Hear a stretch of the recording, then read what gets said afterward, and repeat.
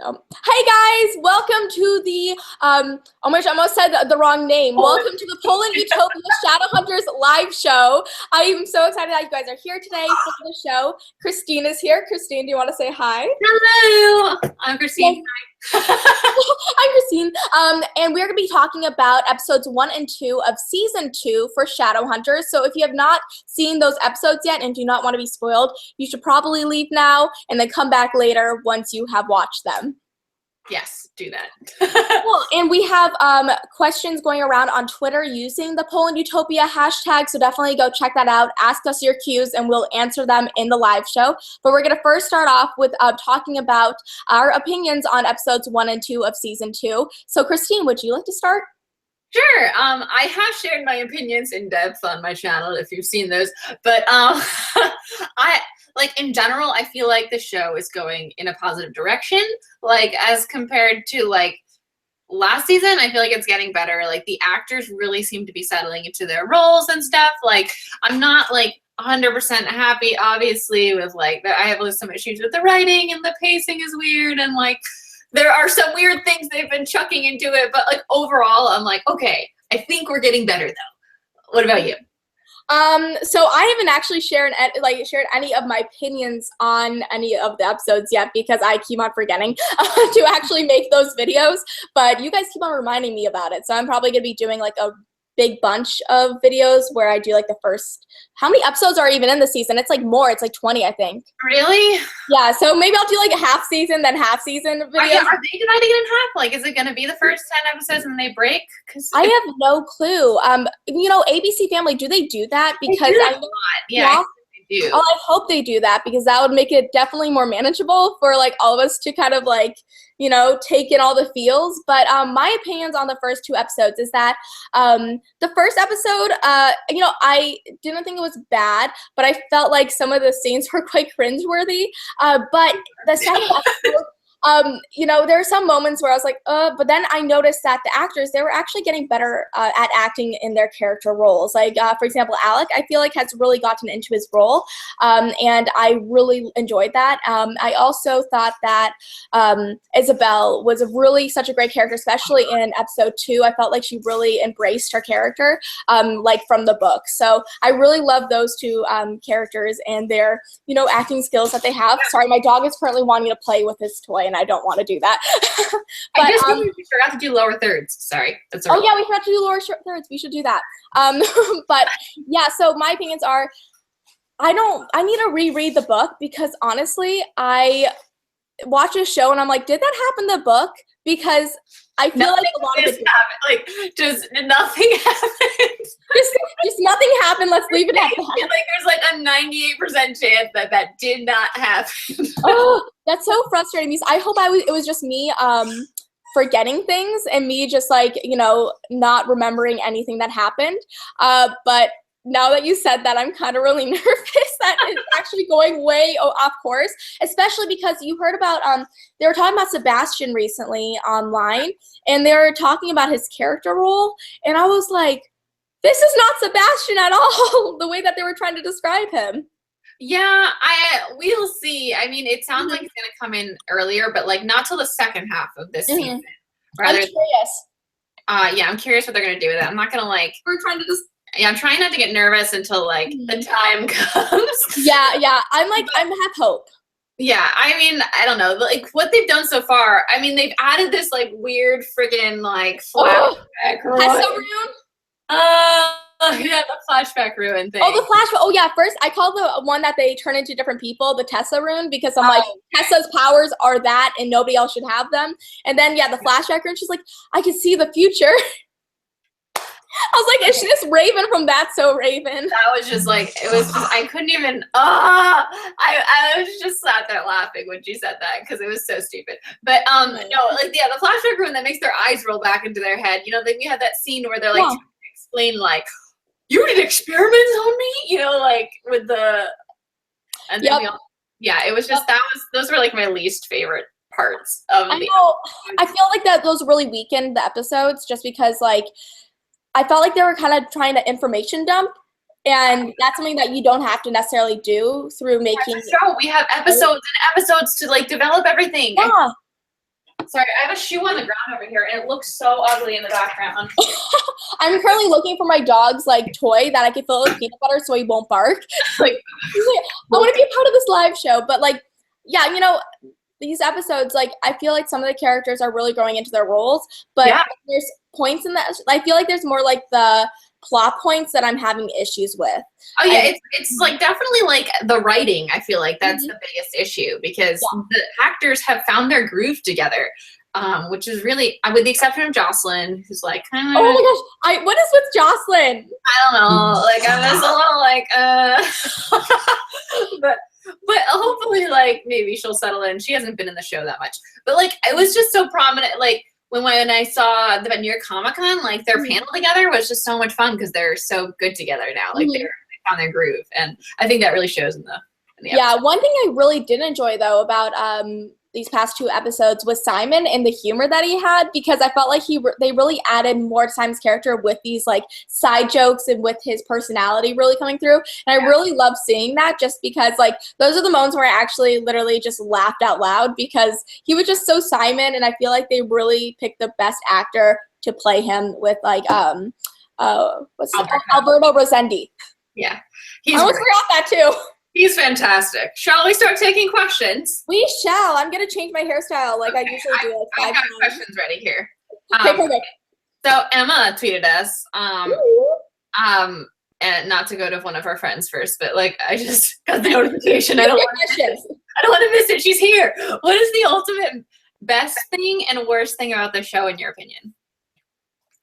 Well, what is your opinion? The absolute worst thing is the addition of new runes, because I feel like that little thing changes so much. And I completely agree. Yeah, I'm like, you can't just like add in a rune and be like, oh, just like throw it in there, because there's so much significance to that rune. Yeah, well, it's like the rampant addition of magic wherever they feel like doing it. Like the Parvati bond is just like ridiculous how much they want to harken back to it. Like, let's track him using the Parvati. Let's do a secret tracking with Parvati. Like, just like, stop. Yeah. Just for him. Why are you obsessed with tracking? I don't know. They're like just like you know, like Find My iPhone. Well, you don't have Find My iPhone because you don't have an iPhone, but there's this thing like this app that's like Find My iPhone. It's almost like Find My Parvati. Like, don't overuse it. This is something that like you don't want to dilute, because it can come in handy later on if you do choose to include it. And I feel like they're just way overdoing it. We have another question from Marietta, and she says, I'm sorry if I pronounced your name wrong. I think it's Marietta. If you could kill one character from Shadowhunters, who would it be? Oh, I know. Jocelyn. I know. Same. I hate her. I hope that they like kill her off, and then just like, I know it's something that does not happen in the books. I know that's awful for me to say, but like I just cannot stand her character. I just like, the worst scene with Jocelyn yet was when she walked in there and was like, hey guys, what's up? Oh my god, let me show you a secret Shadowhunter trick that I learned. I haven't seen you guys in ages. Like, I've been in a weird coma, but like the second I wake up, I want to come and teach you a trick. And then it's like, I don't care. Like, it doesn't matter. Oh, sorry. She takes the phone and leaves and just like locks them in. And it's just, as the first thing you see her character do after she gets out of this coma, she's like, I don't know how we supposed to look at her as a positive character. She immediately looks like the villain. Like, who does that? I don't, like, it's so, like, it's stupid. And like, I know that like, was Jocelyn in the second book like a lot? Because I'm pretty sure she did not wake up till the third book. She used the Book of White to get like that formula or whatever.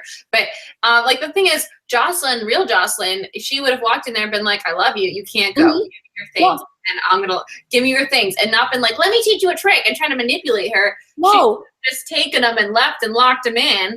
Yeah. And that could have been that. But now you're obnoxious. Yeah, it's like, stop it. Like, and also when that happened, I thought that they that wasn't Jocelyn. It was like Valentine for some reason. They used like that weird route. I was like, she would never have done that. Jocelyn was not an infuriating character, I feel like, in the series, because like in the books, like she wasn't there. Yeah, it was like she wasn't there, but like when she was there, she wasn't overbearing. She was just being motherly and loving. And yeah, there are some points where it was like okay in the book, but like in this show, it's so like just weird.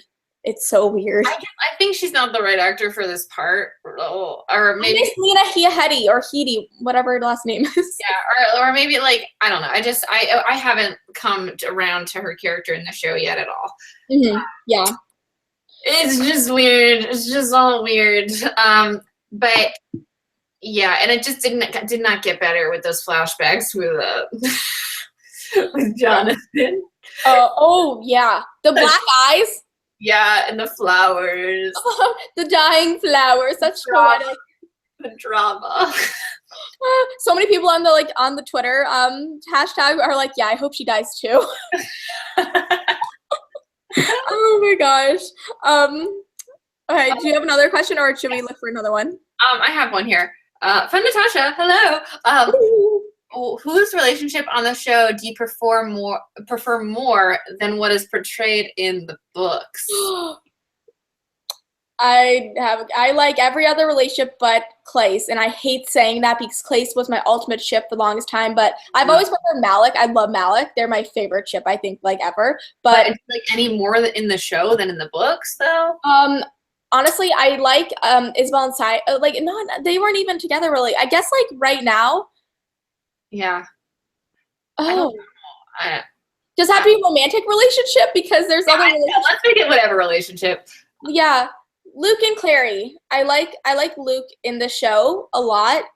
I think he's a good character. Yeah, I love him in the books too, though. Yeah, I know. That's hard. Can we say what we? I mean, I feel like we're so negative when we're like, what's our least favorite relationship? But like, that's difficult. I feel like we need to get more into the season before. I can't think of any character relationships.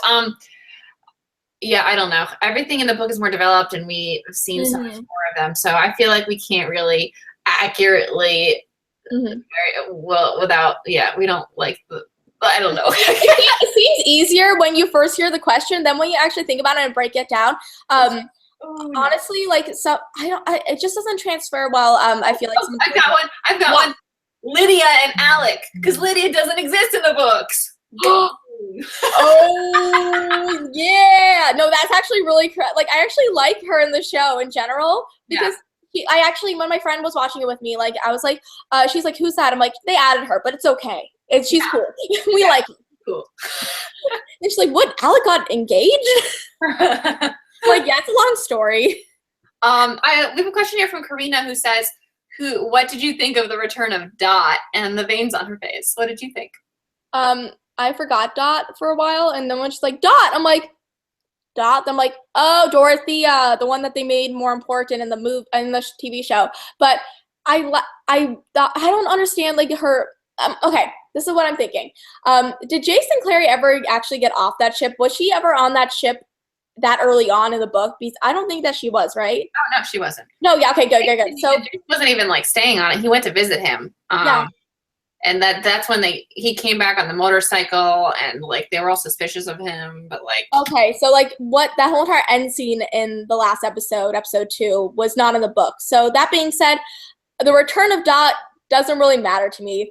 It mostly matters that it totally changed the storyline from the book and added in this like weird. Yeah. And overall, like, if Return of Dot feels pretty irrelevant, what it does do is explain the wards around the ship. Because when that happened, it was like, who set that up, Valentine? Because you sure as hell did not. Yeah, exactly. So it explained that. And so now we can assume that any magic that Valentine has done to this point was done by Dot. Yeah. But Dot, just in general, was not done very well. She just appears out of nowhere outside, and Clary doesn't fight any, like, going with her. Dot just drags her through, and she's just like, okay. Okay, I'll go with, like, I would have some restraint. If somebody that I knew pretty well, but like a family friend had crazy face issues. Yeah, if a zombie of your family came up to you, I don't think you're going to go. Would you go with it into a portal you don't know where it went? No, nobody would do that except Clary. They're making Clary seem so stupid, and Clary's not stupid. She's a great character in the books, and I feel like Clary in the TV show is more like willy-nilly, and yes, I'll do this, and I'll go and rebel. Yeah, I actually really liked her character in the second episode. Like, I thought it was very on par with, like, her book character when she, like, left and went to the art studio. And yeah, that was really good. I like that. It felt very Clary to me. Mm-hmm. But then they ruined it when she walked outside, and it was like, oh, look, Dot, what are you doing here? Like, I don't notice anything different about you. Oh my God, a portal? Let's go. Let's go. So let's just do it. Actually, Emma just asked a very good question, and I just am saying this because it's a really good point. She's like, "What's the best improvement you've seen in season 2 that has been changed since season 1?" For me, I think it's definitely a comfort level with the cast together. Like, they work all those scenes in episode 2 where they were just talking to each other. It felt really real, and I was like, for a second, I was like, oh my God, this is the books. Like, we're here for it. Yeah. And all those moments that I grasped onto them. Like, wait, I like this. I like this. And I feel like last season, sometimes we get a snippet like that, but it was fewer and far in between. Meanwhile, this time it's like, I'm seeing them everywhere. And now all we need is the writing to connect, you know? Yes, exactly. And like, one of the improvements that aren't necessarily character-based, but actually visually based, is that I feel like the fight scenes are definitely more realistic, and also the runes. I really am loving the runes in this because they're not like that weird red color that, you know, look like a faded rune more than an actual fresh rune. And I like how they kind of like, you know, it just looks more realistic when they put them on, and I enjoyed that definitely a lot more than last season. They definitely been more consistent about being like whoosh instead of being like, you know, like sometimes they drew them on and sometimes they whooshed before, but they're just whooshing. It's like, what are you doing, girl? Like, what are you doing? Okay, this is a question I think we have to talk about. This is from N. What do you think of this newfound power that Adamus suddenly has to Parabati track? I say Parabati, so I'm just getting confused. But like, anyway, I thought it was ridiculous and weird, and it just came out of left field. Like, so many things they think they're throwing in there that, I don't know, do they think they're making it better? I don't know, but it makes it so much more convoluted. Like, what? I think it also, in a sense, when they're adding this stuff in, it makes it easier. It shouldn't be easy to track your Parabati like that. It shouldn't have give this thing like a newfound power that it didn't have in the books, because I just don't understand in the sense of adaptations. You have everything that you need right there, and you can add stuff in for sure and take stuff out for sure. But when you try to add stuff in to make things almost seem easier than what they would have been, it starts getting noticed more often than not, especially in season 2. So I feel like struggle is needed to make the story story, or else it's just like, everything's solved in 5 seconds with a friggin' ruin. Nothing's happening. Yeah, ruins aren't supposed to be something that's like, just solves everything. Yeah, they're not gonna solve. They're gonna help you. They're gonna, make you stronger, make you faster, make you more powerful. But they're not gonna, not gonna do the job for you. Yeah, exactly. You still have to do that, and so it's like, be like, we have a poof ruin. Oh, it'll make the guy poof across the room. Okay, I have a question. So, do you see that one scene with what's his name? Simon and the snake. So, what do you think about that? What was that? Simon and the snake. It was so weird. It was just weird scene that took up so much time that really didn't have a purpose except to get Simon to do Encanto. And I can only theorize that they must be expecting to do Encanto in a really important scene in future episodes where he has to learn to do it now. But I don't even know why they added this stupid Encanto thing in the first place. They don't have Encanto powers. It's like compulsion, I think, in any other vampire show they call it compulsion. And I don't know why we need it in this show, at all. It just, I don't like it. I mean, and then the snake, of course, is what he's afraid of. And of course it breathes fire. It was just all so convenient. So convenient, yeah. Yeah, and I bet bringing it in a writer's standpoint, I bet you can relate to this, Christine, and that's there's so many easy ways you could write something off and make it just so much simpler. And I feel like that's a lot that you need to look out for writing something. It doesn't have to be a book. It could be a screenplay. It could be anything. And it's so easy to write something off. And I feel like they're just using that to their advantage in this season. And I really just want to see some more struggle. I want them to see more depth. I want to see more of a Game of Thrones aspect, in the sense of there's lots of deeper things going on, and it takes place over the course of not just an episode, but the whole entire series. Yeah, what they really just need to do is slow down. Like, just slow down, make the scenes longer, like give them more depth, and give the characters more dialogue, and let things just like happen by show instead of randomly telling us shit and just throwing. Everything just happens in 5 seconds in the show. Yeah, and I think that they can expand on it, definitely. Like, one of the things that I noticed is that when I was watching the episode 2 is what I really noticed it at, is like they end like really like weirdly, in the sense of you're like, wait, but where's the rest of it? And I feel like that's because they have a lot of hype up to, a certain point, but everything's hype, and then there's like, the actual climax, and then it stops. And I feel like you can't do that much hype. You should have like hype, the climax, and then figuring out what to do after that. Then they can end. But like, I feel like they have too many like cliffhanger endings. Yeah, well, like their episodes don't arc like nicely. They get to the point, like you said, like the climax, and then just ends. And that's not like a cliffhanger. That's just like an uncomfortable, like, wait, it's over. It's like what's happening? I am curious to see what's going to happen in the next episode, though. I'm very curious because, like, how it ended. But, yeah, like, I can definitely see this, like, a huge improvement in the show, in the sense of they're finally, like, settling into the storyline. But there's still a lot that has left to be done, in the sense of, like, just, like, the story arc of it. Yeah, I definitely think they're moving in a positive direction, and I'm really excited for episode 4 to see if we can have a noticeable change with the different showrunners, and see if because the new showrunners actually were from Smallville, so they had like a successful show for a very long time. So sorry, I love. I'm excited. And they seemed really nice when I interviewed them. I like at the New York Comic Con. They were cool. So we'll see. We'll see. So, let's see. From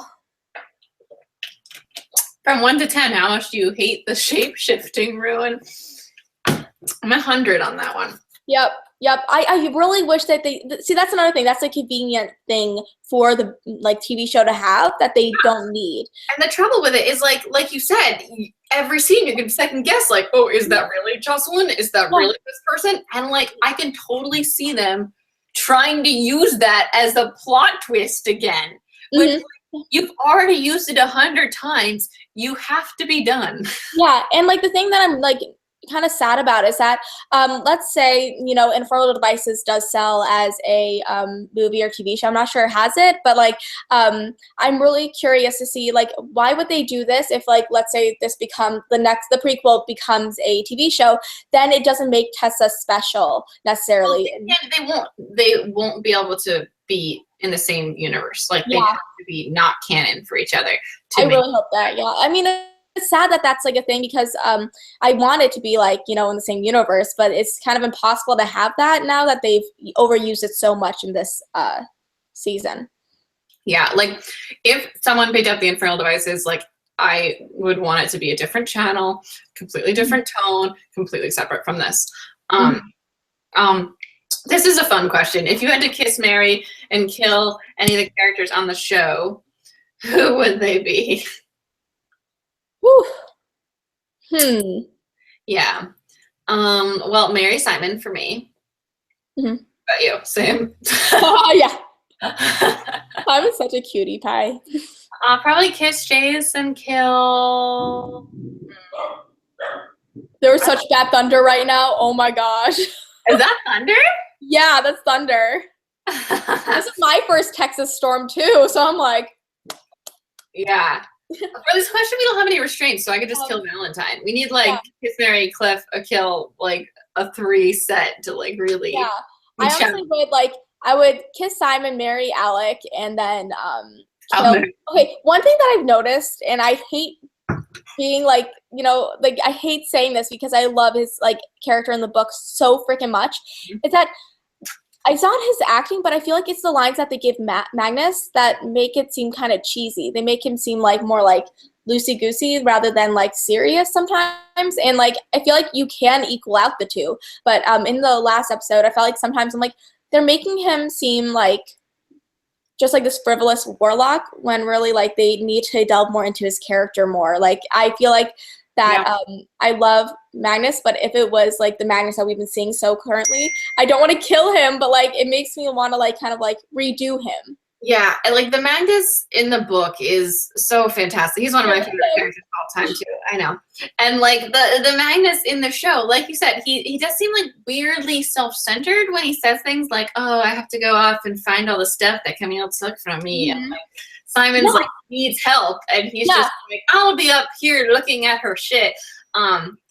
It's a weird, and he does have like I think it's partly like he's played a different way on the show. Like he is played like this weird with this weird air of like I don't know what it is. Like he's like he's better than you know, but like in a weird way rather than in a funny way, like not a sassy way. Like I'm better than you and I be graced by my presence. I know, and like in a sense, like I don't know, I feel like they took the lovable character of Magnus from the book and they kind of made it more teeny bopper in the sense of this is what we think that this audience wants to see, when really we want to see Magnus that we see in the book just portrayed on the screen. And I think that Henry Shum Jr., like he's a great actor. Like I've seen him in his other things, so I'm like, they're kind of underutilizing his acting skills and I want to see more of them in the next like episodes. No, I just want to see him snap at people with a normal tone of voice rather than not like hello. Like it's very slow the way he talks, and like I want to see him be witty and like snap at people like he does. Yeah. Sorry, my computer keeps on going off with the phone. Lindsay, stop texting me. Okay. But yeah, so like, you know, there's some characters with such great improvement. I think that Alec has honestly become such a wonderful character in the sense that I honestly think he's pretty close to the books in the sense of he still doesn't have this utter love for Clary. They have had good moments, but he still hates her. So there's like this like back and forth between the two that I think is very realistic to what it was in the novels. Yeah, I think it's especially in like when we see Clary and Alec alone, they really feel like the books. And in this last episode, I think he felt the most like Alec than he has in a really long time. And like all his conversations with Izzy were great, and his conversations, their banter back and forth when she like didn't want him to die and was like, "I've lost everyone, and I'm not gonna lose you." It was really nice. It felt it was so sweet. And like I really in the last episode there's this moment that I was like felt so empowered, and that's when Izzy took down that one big guy because she's like, "Oh no, Alec, you're not gonna fight him, I am." And she was so badass, and I just felt like so like empowered by that scene just because it's like, you know, she can kick butt, she doesn't need her brother to kick butt for her. And I felt like that fight scene altogether was very well orchestrated because it didn't seem like, "Oh, I'm gonna pretend to punch you so you have to go away." It felt like very just put together. Oh yeah, it looked great. I thought it looked great and it was fun. Like I didn't really get like I felt like it was kind of forced that she did fight him because like she didn't have to. Like she was like, "Fine, let's go." And it was let's go. Let's go fight. That is true. You already had your sassy comeback. We don't need to fight him. Like he's a mundane. Yeah. You know, I'm really curious to see how like just in general, like I totally have so much respect for the screenwriters and the directors of the show, but like I want to know how much time that they put into each episode in the sense of creating it. I want to see how the process is for translating it from the book to the page, the screenwriting page, and then like producing it, because sometimes I'm like, you know, they could have like changed some stuff around and made them more fluid, but then again, I'm like, I don't know what goes on behind the scenes, so I have no right to judge, but I am curious. Yeah, I feel like in a lot of times they might be rushed. And that is what like really encourages them to use the shortcuts that they use and just throw in these ruins. But like, I feel like at the same time, like there must be an absence of like really caring about the quality of the show, because they know what they're doing when they do that. Like, they're professional writers. I just, it feels like they're throwing it in because they don't think that we'll care, you know, that we'll just like go along with it and it'll be fine. But it's like, we love the story, we want to see it done justice. Yes, exactly. And I think that's something that, like, when I was younger, I used to be like, actually a good example of this is like the City of Bones movie. I used to be like, oh, I'm gonna love it no matter what, because I love the books, and so I did love the movie. And now that I look back at it, I'm like, of course there are like some major flaws, and now I can see them now. And like, I don't want people to be starting to watch a show and then looking back after, let's say they watch a show, then read the books, and looking back and be like, oh, it's not as great as we think, because I feel like they need to do it to the best of their ability, because it's the audience that keeps the show going.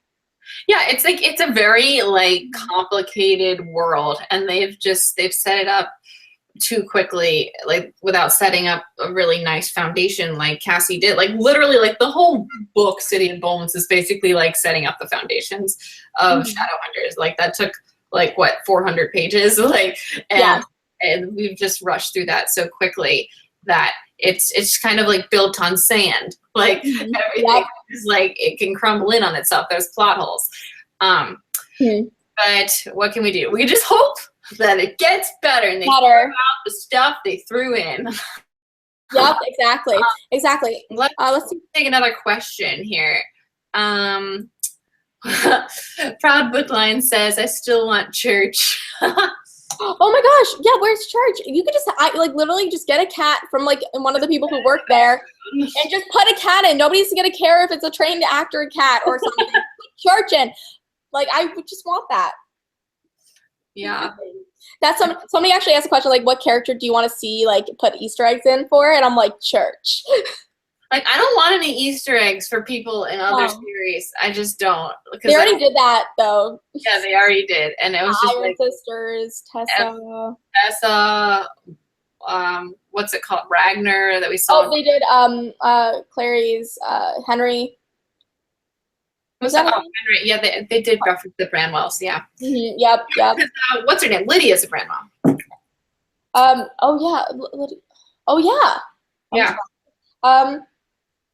Let's see. Somebody said, did you notice how in the last episode they spoiled something in the last book? No, I did not, but I'm not surprised. If you was, I probably like noticed it, but like didn't care because they spoiled so many things already. Like, just like spoiling the fact that Jace has demon blood in him is so long to reveal that. Yep. I'm just like, actually at the very beginning, I was like, oh my gosh, wait, Jace has demon blood in him, and then I remember actually what happens in the books, and then everything that went on. I'm like, okay, that makes more sense. But then, I don't know, I feel like they also made him like a demonic child, when instead they need to show him as more of a kid that had something wrong happen to him, rather than like all of a sudden he's a demon. Like, I felt like, I think they're setting up with those black eyes for like us to see someone with black eyes and be that's him, that's Sebastian. Oh my gosh, they're so doing that. Okay, we're gonna write this down right now. Well, we're gonna say it right now, and then when it actually happens, this will be the proof. Christine is correct. Juliet asked, do you think there'll be repercussions later in the season for Jace breaking the Accords by killing that vampire? And there have to be, I think. Like, if they don't have that, then it's like they're creating their own plot hole. I mean, like, that's just a plot hole waiting to happen if they don't follow up with that. I'm assuming they will, because there's the whole scene in book 2 that's huge, that Jace is trapped in this, like, they throw down all this Seraph blaze and they create this, like, laser-like trap. Like, straight up, and then he has to jump out of it, and that's the first time we really see him use his angel powers. Like, he jumps super high, and then he jumps off the roof, of the Institute, and he can land safely because he has his angelic powers. Yeah, but they're not told to us yet, so we don't know he has his angelic powers, and then we might assume, like, oh, is it demon or is it angelic, and all that stuff. Yeah, exactly. I have lots of hope in the sense that they have so much content to work with in this show, and there's so many things that they could do with this that will kind of redeem some things that they messed up in the past. But like, I'm just really nervous that since there's so much context as well, like, you know, I have hope, but then there's also so much context that they can think would be like fun to add in really early on, but actually it'd be more detrimental to the plot line and actually make us wish that it wasn't included. There's already been like points in this that we wish weren't included because it ruins it for like, you know, us book lovers of this book, and you're like, this would have been better revealed at this point in time, not earlier on. They're very big on like the people pleasing. They think they're pleasing the fans by like making all the ships happen super quickly, like pressing Malik really soon in the series, and like pressing Clay so hard, and like they have Kleiman shirts. Like we got Kleiman shirts at like New York Comic Con, and what? Wait, what? Yeah, we did. Like everyone got like a different ship shirt. They have like Luke Gosselin and like Luke Gosselin. That's an awful ship name. Oh my gosh. I'm trying to think the other one they had. You said Luke. No, wait, Jocelyn. That's not why I say Luke. I don't know if it says Luke Gosselin. I made that up. No. I seen that. No, I seen that ship name. That's why I'm like, it's such a bad ship name. I definitely said Luke Gosselin like in book talks before, because like it sounds like something I would say. But I don't know if that's exactly what they said. But like they had every ship on a shirt, and like just shipping the ship so hard. Like, I mean, ships feel great because they don't get together quickly, because it takes a while to build it, and then you have that great payoff. And like, I don't think the payoff was there in the first season with Clace or Malik because it happened so quickly. Exactly. Somebody asked, what are you most excited to see in this season with, you know, the City of Ashes book? Like, what's your favorite scene that you want to see? Do you have yours yet? Or I think I know mine, but okay, what's yours? Okay, I don't think they're gonna have it, but hopefully they do. When they go down into the fairy world and they can't leave because Clary accidentally eats something, and then they tell her that she has to kiss Jace to get out. Remember that? Yeah. Simon's right there, and Simon and Clary are dating at the time, and Clary and Jace still think they're brother and sister, and like they really enjoy it, even though like they're brother and sister, and like I was so hard, like I didn't give a crap about the end. I know. Yeah, So exactly. Glory days, they're so excited. I like literally I remember reading City of Ashes when I was like in Poland. My grandma was next to me, and I was like literally cheesing so hard. I'm like, oh my gosh, like I was so excited. And I don't know, I just remember that like moment very clearly. So yeah, I'm really excited about that one too. But like another one I'm really excited for, which is kind of bad, but it's kind of like to start into something new, is that when Clary and Simon, well, there's two. Clary and Simon start, you know, seeing each other, and then when they break up, when they stop seeing each other. I'm really excited to see those two scenes, just because it adds something different to this book, but it also shows like how they're not meant to be a couple, and I feel like that is something that we need to see right now more than in the next few episodes. I feel like hopefully they are setting up for it a little bit. Like Simon almost professes love in the last episode, so hopefully like they will. Let them happen soon, and then we'll get that fairy scene, hopefully. Oh, I really want to see the Sealy Queen. Do we know if they have even cast somebody like that? I feel like they've talked about it. I'm getting so giddy, like, thinking about the book. It's ridiculous. Like, I know! You love it, so I'm like, oh my god, yeah, that scene. Like, remember the scene where, like, they still think they're brother and sister. Clary's in Jace's room, and Jace comes out of the shower, and he's like, has a towel wrapped around him, and like, they come so close. I remember that scene too. Like, oh my god, that was so hot. Why didn't you guys kiss with your brother and sister? Okay, do you think that they're gonna have that now? Okay, maybe this is what they're doing. So when they jumped off the ship in the last episode, what if they're gonna go back to like, what if he's gonna go back to the institute and like scenes like that start happening? Because like I could see maybe something like that like happening, but like I would love just to see those, because like there's so many scenes in the book that I really wish that they had in the last episode. I mean, last season. For example, the greenhouse scene. I love how they tried to add in the greenhouse scene at the very beginning of this season to make up for it not being there in the last season. Like, yeah. Oh my god, what was I just gonna say? Okay. Yes, but the thing is, like, I ship Clace like so hard in the books, but like in the show, I feel like I like their dynamic better not being Clace. Because like felt so forced when they were being placed in the show, you know, when they were like, I don't know, working up to their relationship. So I don't know if we went for Clace again and had these like great Clace scenes where they're still brother and sister. I just hope they would feel as like awesome as they do in the book, and I don't think they will because of the way they have been in the show, you know?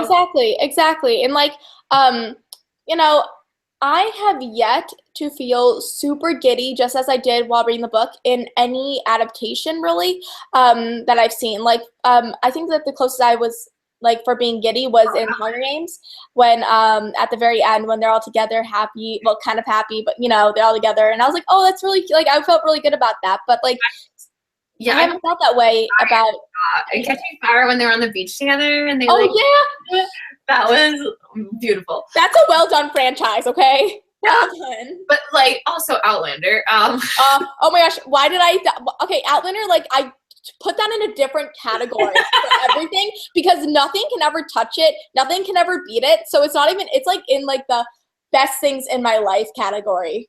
And like I get, like, I haven't read the books for Game of Thrones, but like there are scenes where I'm like them, and I get like a little like when oh my god, I haven't seen it in so long now because last season was so far away.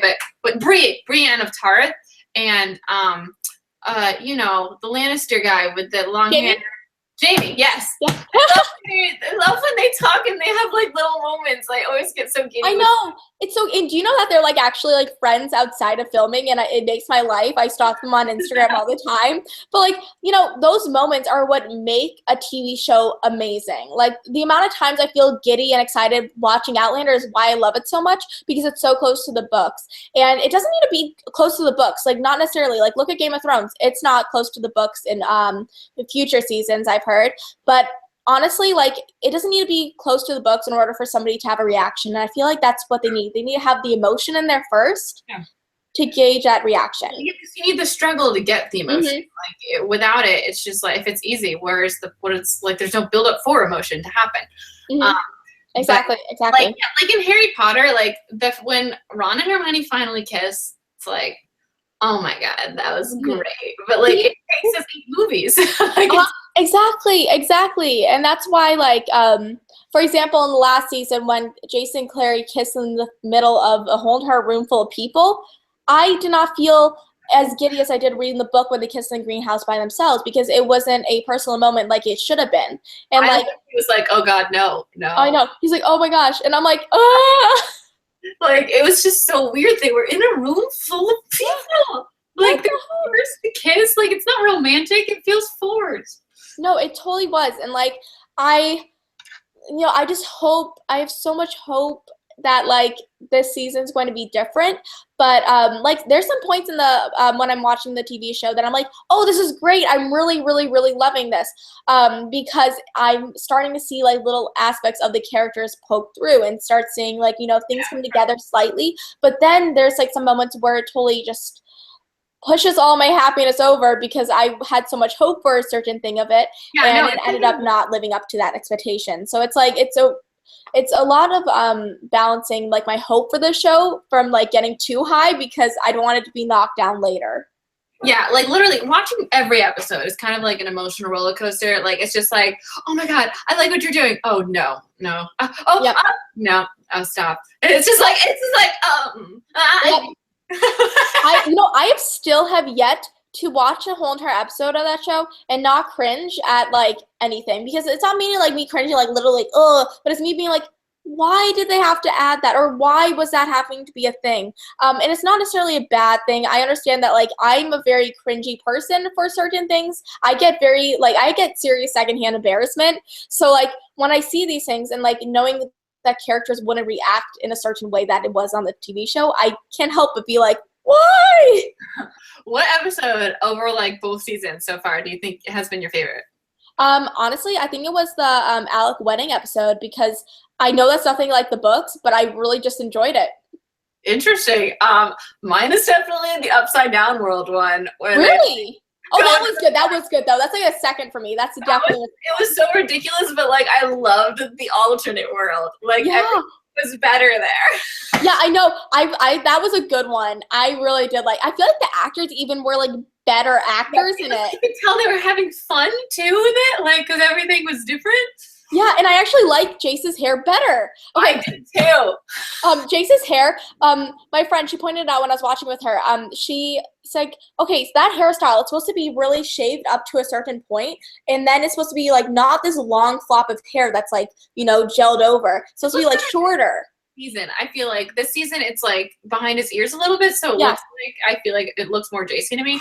It looks it looks like Jason certain points, but other points when he's like doing action, I just think it's like one of those mop haircuts almost. I'm like, oh, yeah, like, and I loved Izzy and Simon in that alternate world. Like, oh they were so cute. Izzy, that's actually I got giddy there. Yeah. That's the episode I've gotten giddy in, and it's my favorite one, and it has nothing to do with absolutely anything in the plot of the show, but so many Easter eggs for the book. Like, it had so many little things in there that I was like, like, it's just fun catching the Easter eggs when they're done well. It's just so much fun. It's like kind of like a game. And then it burns when it's like, look at Tessa on the screen. Like, and it's like, no, go away. There are no screens. Like, stop. You don't use technology. You know, one thing that I really wish that they changed in this season, I don't care if it would have been weird or like random, is that the Institute, it's not supposed to be filled with tons and tons of Shadowhunters, random ones. It's supposed to be not technologically based whatsoever. The Shadow world is not like that. And I wish that there was just like, you know, the Lightwoods. Like, I don't mind like Maurice like there or like, you know, any like the family there, but I care if there's like tons of random Shadowhunters that don't have any storylines, because it just seems it seems like a CIA-based operation. Yeah, I feel like it would feel so much realer. Like, this world would feel so much realer without that technology. Because with it looks like our world. Like, it's weird. Like, it doesn't mesh with their weapons and, like, the way they work and, like, their history. And, the fact that there's, like, constantly a million Shadowhunters in there is like, who the hell are these people, and why do you keep just sending out the same 3 teenagers? Exactly. I know. And, like, you know, I think that they were wanting to almost expand the Institute in the TV show, because they're maybe thinking like, oh, if we have more people in it, like, it will seem more realistic to our world. But I'm like, no, even though this is an urban fantasy, it's still fantasy. And so, like, you can't bring too much of the regular outside world into it, or else it'll just feel like it's just another sect of the government almost. Yeah. Proud Bookline says, where's Max? Where's Simon's family? Where's Maureen? Yeah, literally. They obviously don't care where they are. Where's I know he has a name, but Jalapeno guy. The fairy guy with the jalapeno on his face. Yeah, Merlion. Whatever. I keep on forgetting his name, but where is he?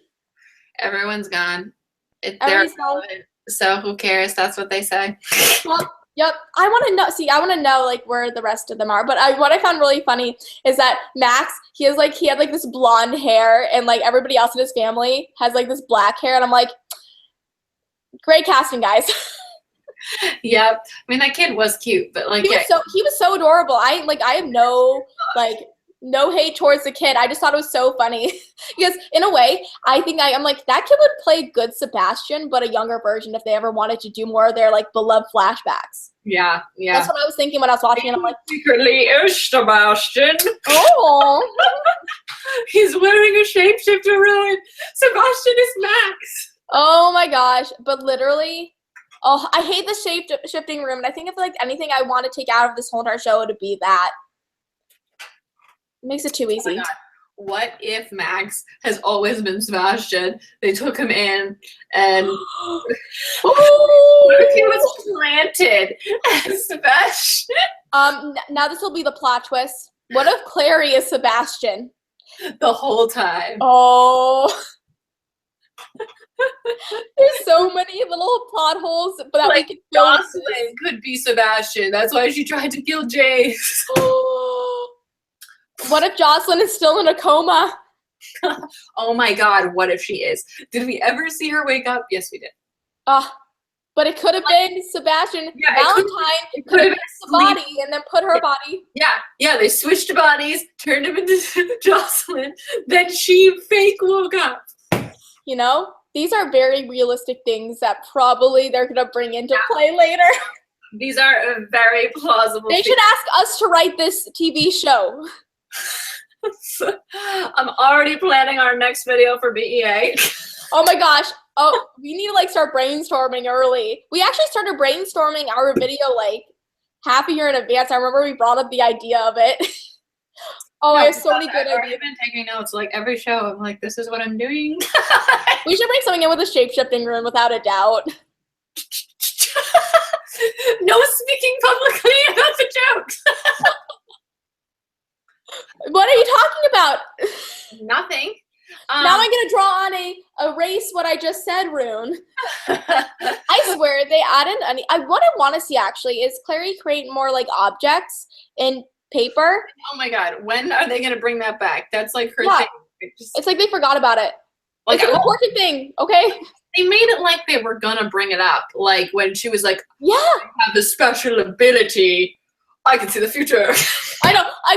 Okay, honestly, it's moments like those in the show that I really wish I could just eradicate from my memory. Like really badly. Yeah, it felt like for a second I was like, are we really doing this? Are they gonna make it like she can draw the future? Like, is this like Heroes now? But I just like, oh, there's so many like, they're cutting a lot of corners, and I feel like those corners need to be filled in because otherwise the show just seems too easy. And that's what I think that it is right now. It's too easy. And everything that Cassandra built up in the books was there for a reason. And you don't need to follow along exactly. I'm not saying that. But like the main basic plot of the book, I feel like is trying to be shifted around. And I'm just like, why? What's the point? Yeah, I know. It's like, everything Cassie puts in the book is like building up for something. It's just like so many little things, and it's so beautifully laid out that it hurts to see them just like, like just kind of play over it. Yeah. Yep. I'm just sad because of that. We have like 10 more minutes. Let's see. 10 more minutes, guys. Get your questions in. Okay, so it looks like Maya's is supposed to be getting into the TV show in the next episode, so I'm excited about that. Good. Yeah, I'm excited to see her too and see how she plays in. I'm glad she's not that like angry white-haired wolf because I'm just not a fan of that character. I know, when I saw her, I'm like, she's so mean. I know, like mean for no reason. I know, and the thing is, one thing that I noticed is that they should have made her almost likable if they're going to kill her off, because that would have shown how, because when she was killed, I was just like, oh good, she's gone, she's not going to be a biatch to Simon anymore. But like, because she was killed off, I didn't really feel any emotion towards it. I know, they just it's like senseless. Like, you could have so easily made her like befriend Simon. She could have been the only wolf that was being nice to him, and then we see her be killed, and it's like, wow, that hurt. But instead, we're just like, oh, look, it's a bitch girl. Yeah, I know, and like, it's like, come on. And then, oh my gosh, do you know what I almost thought? I don't know why I thought this, but I almost thought that Jordan was in the last episode. I don't know why, because it was like, you killed my father, you mauled him to death. I'm like, Jordan? Then I'm like, no, what am I talking about? Oh my god. Are they gonna bring Jordan in at all? Because I feel like if they want, like, I feel like Jordan and Maya's like relationship that they have is so important in the sense of it creates I don't know, it just creates a lot more to the characters. It shows Maya's past, and without him, I feel like they cannot accurately portray it unless it makes Maya. It really adds depth to Maya because like her past has really defined her as a person. Like, she had that abusive relationship. Like, once he turned into a werewolf, he couldn't really control his like mood swings and stuff. I think they have to bring him in when after they bring her in. They'll probably have her for a while, then maybe who knows with the way they speed through stories. But like, if I were them, I'd have her for a while, bond with them, and then we'll find out about like her past when something comes up that like, pretty much. Or they could just draw on a rune and take a look back in her memories. That's probably what they will do. They've like, do you remember that scene that they did in like the first season when like it's not Sebastian. Valentine is taking like the cup from that like group of Shadowhunters. They're all just like dead on the ground. It was a mortal cup or something. I don't know, but like It was horrible. Yes. Yeah, it was really bad. And so I'm just hoping that, like, if they do flashbacks, there's, like, crazy lightning now, and I'm like, you know, I don't have a basement if there's a tornado, so Oh no. not like there will be. But, you know. Go in the bathtub and pull a mattress over you. Oh my gosh, well, that's good because I have a spare mattress, so. Oh, good. Yeah, I learned that on Desperate Housewives. Yay! Oh my gosh. Let's. I have another thing. What were your thoughts? Oh, what? This is I want your opinion because I want to know if I was the only one who thought about this. It's like this one person, Emma, said, Emma Grace, am I the only one that thought when Clary was sitting in her room on the windowsill that she was about to start singing? Because I literally thought she started singing.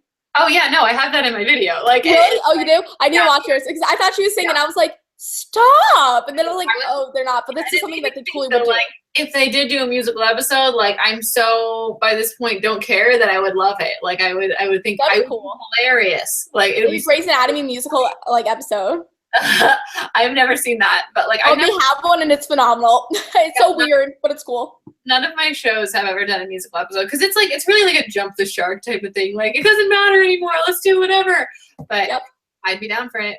I'll be interested. I would definitely love, because honestly, if they're gonna do like crazy stuff to the TV show, might as well add some more actual crazy stuff. That's meant to be add some like actual humor. Like when they're self-aware of the craziness, it's funny. But when they're like, "Oh, this is cool. Look at it. Think it's cool," like then it's just cringy.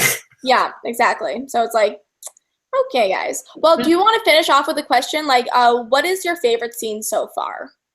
So far this season? Yeah. Okay. Let me think for like a second. Oh, okay. I think the scene that I felt most genuinely like the book, like the characters I want to see was the opening scene of episode 2 with Jace and Valentine when they had that exchange about like why Valentine is doing what he's doing and the dwindling numbers of the Shadowhunters. Like it sounded just like him. And for a second I was like, oh my God, they got it. They got it right. Yeah, no, I was like, I have hope. That's why when I went into the episode, I remember like people talking on Twitter being like, oh, it's not a good episode. And then I watched it and that was the first scene. I was like, oh, it's not that bad. Then things happened, but it still wasn't like awful. But one of the scenes that I was impressed by in the sense of like, you know, just best friend bonding is that scene where Clary was crying and Isabel was kind of helping her. Like not like I really did like love that scene in the sense that you can see that bond growing, and that's another part that you see these actors are starting to become friends, and this is more realistic. The tears look real. It just like it seemed very realistic, and I really was happy about that because if it didn't, it could have just been something else to like, you know, just make a joke about because it wasn't realistic enough. And I'm really glad it was because it was an important scene. Yeah, I agree. Like that, I really loved the line that Kat had when she said that, like, you know, I got this gift for my birthday and I never wanted it and I can't give it back or whatever. I like the line that Emerald had in response, like it sounded genuine, but I just like the actual line I thought like pulled the metaphor a little too far, but she was like, you don't want to return it. This gift is a blessing. I know, that was like that part. I was like, okay, like, you know, as much as I love this scene, like I did enjoy the scene, I did like it, but like, yeah, it's like this is a blessing.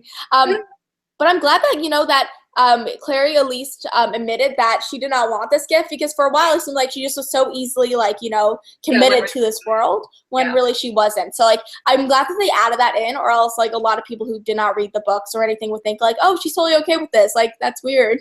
Yeah, definitely. It was a much needed scene. And I think it was like one of her best episodes that for like Clary in general.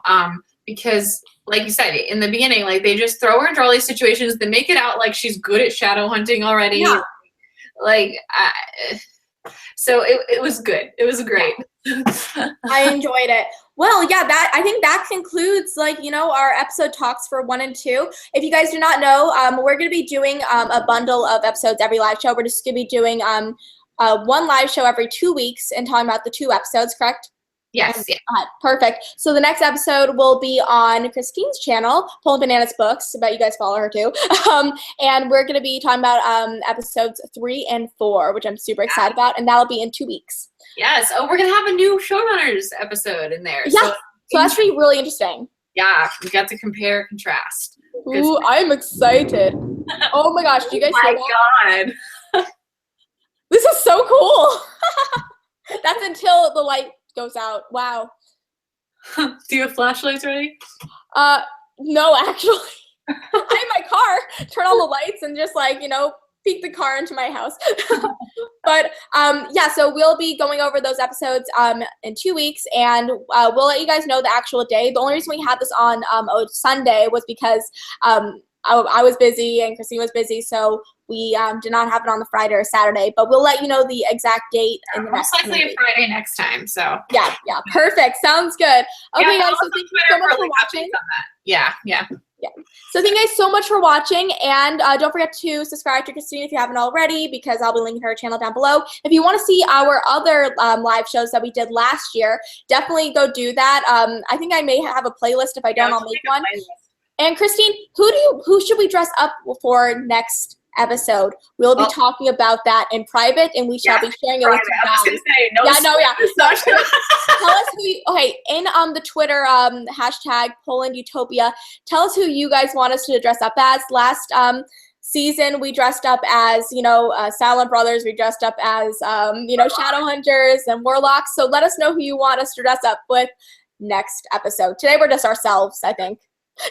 Yeah, we had a last minute ourselves because moment. But at least we are here, even though it's slightly late. So thank you guys so much for watching, and we'll see you in 2 weeks on Christine's channel. Bye, guys. Bye.